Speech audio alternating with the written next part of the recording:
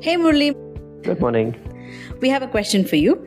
How should one create and maintain a healthy relationship between people working with you in your team and people working above you? Because many a times it gets really difficult to choose whom to support.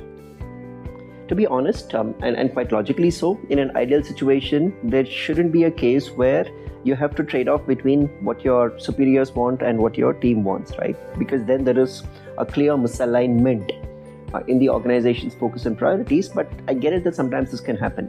So what can one do about it? Number one is a certain element of transparency in communication. I tell you what, a lot of things in life are about expectation setting. And that's where a lot of us perhaps falter.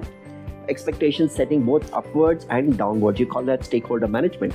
Now let's just take a typical sales scenario, or it could even be like an IT project delivery scenario. Let's say the client wants the product to be delivered in a specific timeline, which you think is super aggressive, right? Or maybe your bosses have signed off with the client saying, look, this will get done in 3 months, where at the bottom of your heart, you perhaps know that it's going to take, 3 months is super aggressive, it's a stretch, it's probably going to take 4, 5, 6 months. But hey, look, the bosses have agreed, and some of that just gets thrust down. And let's say you're in that position where you need to now soak the pressure, because obviously your team, someone that you're super close with, right? You work with them on a day-to-day basis, you know their troubles, you know their travails, you know their challenges, etc. And hence, when you go and tell them, look, you know what, the bosses have agreed, once they're going to push back, right? Quite logically so, and say, look, for these reasons, this is the scope, this is the complexity, this is the architectural challenge involved, and hence this is going to take 5 months, 6 months, whatever. Now that's the typical quandary. Can you do about such cases? Number one, obviously, is to be transparent in expectation setting. This, I think, is a fundamental professional skill that all of us need to build over a period of time. As long as you're clear, focused, logical, persistent, and transparent in your communication, perhaps your bosses should never have agreed to the 3 months if there was some background work and you kept setting expectations, saying, look, this is the degree of complexity in this entire solution, and hence when we sign off, this is the kind of timeline that we need to agree to. That's one.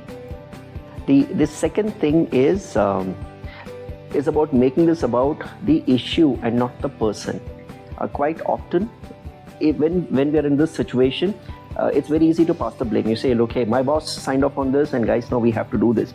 Now there, you as the middle manager, as the leader of that team, is clearly parking the blame elsewhere. You focus on the core issue and work with the team as well as your manager or your superior in figuring out how this is possible. Your core beliefs are what you stand for, which is what you're going to dig deep into at all points of time. But when I say it's loosely held, what I'm trying to say is there are certain situations where you just cannot be adamant, saying this is what I believe in, this is how it should be done. So again, in the situation, when you're caught between your boss and your team, your boss says 3 months, your team says 6 months, somewhere you need to figure what can actually get accomplished in 3 months. And can that meet the needs of your manager? Can that meet the needs of your team? Can that meet the needs of the client? And try and figure out, hey, can we work out a solution that is acceptable to everyone, and figure your way out. No easy answers for something like this, but a lot of it, of course, depends on your presence of mind and your ability to be emotionally intelligent, right? Understand the needs of your manager, understand the needs of your team, and in some ways play the role of the coach cum mediator in taking everybody along to an outcome that they are least disappointed with, if not the most satisfied with.